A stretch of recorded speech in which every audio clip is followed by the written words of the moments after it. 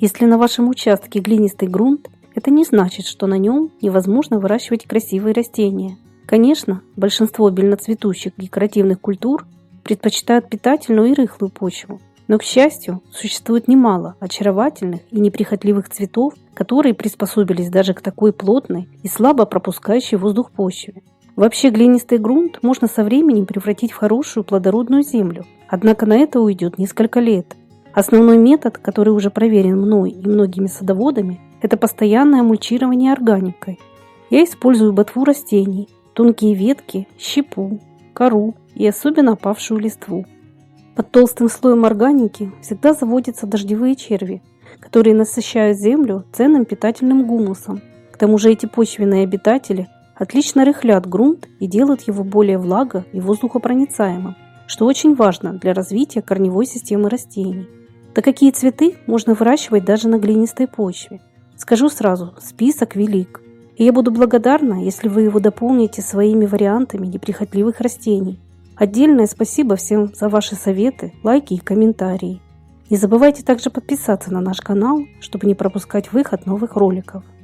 На плотной глинистой почве можно выращивать садовую герань. Среди этого зимостойкого многолетника есть кустовые и почвопокровные разновидности. Садовая герань отличается красивым и длительным цветением, выносливостью к скудным и глинистым почвам, морозам, яркому солнцу и притененным участкам. У многих сортов эффектно выглядит даже листва, которая к осени приобретает разные багряно-оранжевые краски. Цветы бывают белыми, розовыми, голубыми, сине-фиолетовыми и даже пурпурными. Особо красивые махрово-цветущие сорта. Также не стоит путать многолетнюю герань с теплолюбивой пеларгонией, которую мы в основном выращиваем в домашних условиях. Это разные культуры.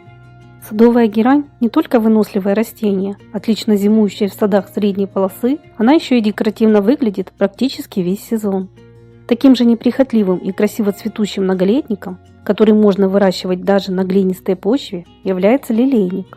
У этого растения есть множество самых ярких и эффектных сортов с крупными и всевозможными по окраске цветами. Лилейник не зря еще называют лилией для ленивых. Эти цветы не потребуют от вас никакого особого ухода. Зато это растение будет радовать вас своей декоративной удлиненной листвой и красивым цветением, которое длится с мая по август, в зависимости от вида и сорта. Есть раннецветущие, средне- и позднецветущие растения. Лилейники можно смело высаживать на самые солнечные участки, так как они хорошо выносят жару и временную засуху. Украсить цветник на глинистой почве могут садовые астры и гвоздики. Эти цветы довольно неприхотливы к условиям произрастания и особого ухода к себе не требуют. К ним в компанию можно высадить стойкий невяник и декоративный тысячелистник. Эти растения будут мириться даже со скудной почвой и временной засухой. Они отлично приживутся на солнечных участках и даже в полутени. Совершенно неприхотливый многолетник для солнечных мест, которому все равно на какой, лишь бы не на болотистой и не на кислой почве расти, это очиток. Среди этой культуры есть разные виды – высокорослые, средние и почвопокровные. Очитки можно смело назвать растениями для малоуходного сада. Единственное, что не стоит их высаживать, это в тенистых местах. Для сухих солнечных мест, а также участков с плотной глинистой почвой подойдут такие красивые и неприхотливые растения, как юкка ничатая и перовские. Юкка – это вечно зеленый многолетник, который уходит зимовать вместе с листвой. Летом кусты выпускают высокие цветоносы с крупными ароматными цветами сливочного цвета. Кроме того, есть невероятно красивые сорта с многоцветной окраской листьев. В моей климатической зоне 5Б юкка зимует без укрытия. Это одно из немногих растений, за которыми я вообще не ухаживаю. Юкка отлично растет сама по себе. Единственное, что я обрезаю отцветшие цветоносы и на зиму связываю в пучок ее листья, чтобы куст не разваливался под тяжестью снега. Перовские – это также неприхотливое и засухоустойчивое растение. Второе ее название – русский шалфей. Из ее кустов получается красивый ажурный фон голубовато-лилового цвета. Высаживать этот многолетник необходимо на светлых, открытых солнцу участках. Таким же неприхотливым и засухоустойчивым является синеголовник. Этому многолетнику вообще все равно, в какой почве расти. Главное, чтобы она не была чересчур влажной и кислой. Синеголовник отлично сочетается со многими цветами и ухода не требует. Единственное, что в питательной земле он может активно разрастаться и со временем стеснять рядом растущие, более культурные растения. К глинистым и влажным местам легко приспособятся очаровательная манжетка и почвопокровник с яркой декоративной листвой хаутюния. Невысокими пышными кустиками манжетки можно украсить край дорожек и подбить цветочные клумбы. У этого многолетника красиво выглядит его кружевная листва. Цветет манжетка желтыми соцветиями с мая по июнь. Хаутюния хорошо разрастается, покрывая почву яркой декоративной листвой. В южных странах этот почвопокровник даже считается агрессивным, но в более холодных садах такого бурного и неудержимого роста не наблюдается. По крайней мере, я уже много лет его выращиваю и ничего плохого про это растение сказать не могу. Однако в более северных садах с суровыми зимами этот пестрый многолетник не приживется. О хаутюнии я уже выпускала отдельный ролик, посмотреть его можно, перейдя по ссылке, которая сейчас появится в верхнем правом углу этого видео. В притененных местах сада можно высадить бадан сердцелистный и очаровательную медуницу. Эти многолетники не только приспособлены расти на тяжелой глинистой почве, но еще и красиво цветут даже в небольшом притенении.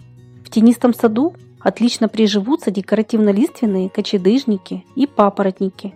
Эти растения красиво выглядят за счет своей удлиненной, перистой листвы и в уходе практически не нуждаются. Единственное, что необходимо следить за некоторыми видами папоротников, которые могут активно разрастаться. К таким, например, относится страусник обыкновенный. В притененных местах и даже на глинистой почве станут расти хосты и гейхеры.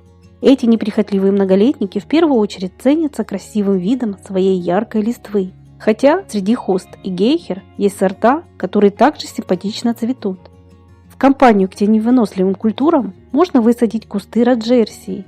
Этот травянистый многолетник выглядит весьма экзотично, хотя он легко выносит морозы до минус 25 градусов и встречается во многих садах.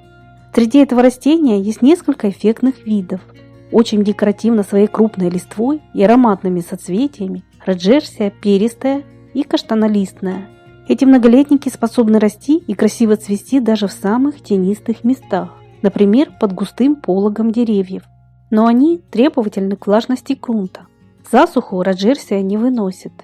К растениям, которые способны расти на глинистой почве, я бы еще отнесла и крупнолистные гортензии. Однако эта красиво цветущая культура нуждается в питательном, подкисленном и более рыхлом субстрате. Поэтому при посадке я обязательно добавляю кислый торф, песок и верхний слой земли, взятый под хвойными деревьями. Кусты гортензии также необходимо мульчировать. Для этой цели я использую хвойный опад. У меня на канале есть плейлист об этом растении, ссылка на который сейчас находится в правом верхнем углу видео. Тенистые уголки сада отлично украсят волжанка и астильба. В зависимости от сорта можно подобрать разные растения по высоте и окраске соцветий. Эти многолетники не потребуют от вас сил и времени на уход, зато их пышное цветение украсит любую притененную территорию. Кстати, ажурная листва этих растений может быть не только зеленой, но и пурпурной окраски. На глинистой почве станут расти и красиво цвести неприхотливые рудбекии и эхиноцеи. К этому списку малоуходных цветов также относятся кореопсис и гелиопсис. С помощью таких ярких цветов можно создать в цветнике светлые солнечные пятна. Такими же непритязательными в уходе и красиво цветущими являются маргаритки и амсония. На солнечных участках можно высадить очаровательную высокорослую канну с красивой крупной листвой и кустовую лапчатку. Последняя цветет с середины июня до октября с симпатичными цветками белой, желтой, розовой или красной окраски. Из ярких цветов на глинистой почве станут отлично расти флокс метельчатый и наперстянка. Эти растения будут красиво смотреться в любом цветнике, а также послужат эффектным фоном для многих более низкорослых культур. Очень советую посадить в своем саду душистую монарду. Этот многолетник не только красиво цветет, причем долго. Его также можно использовать для ароматных чайных смесей. Чай с лепестками монарды имеет особенный вкус. Из малоуходных и выносливых растений для самых неудачных мест с глинистой почвой можно высадить баптизию и вернонию. Эти совершенно неприхотливые высокорослые многолетники станут отлично расти и обильно цвести на открытых солнцу участках. Их пышные кустики с яркими соцветиями создадут красивые, живописные пятна в вашем саду и станут удачным фоном для многих растений. Ну и в заключение этого длинного списка я бы еще добавила травянистый пион. Это растение хорошо приспосабливается даже к глинистой почве. Единственное, что для пышного цветения кусты все-таки потребуется подкармливать органикой. В посадочную яму лучше добавить нейтральный торф и хорошо перепревший компост. Пионы отличаются своей высокой декоративностью и неприхотливостью. В зависимости от сорта можно подобрать разные растения по окраске цветов, высоте куста и срокам цветения. Надеюсь, что мой список вы дополните своими растениями и подскажете, какие еще цветы можно выращивать на глинистой почве. А если вам это видео было полезным, не забудьте, пожалуйста, поставить лайк. И до новых встреч на нашем канале.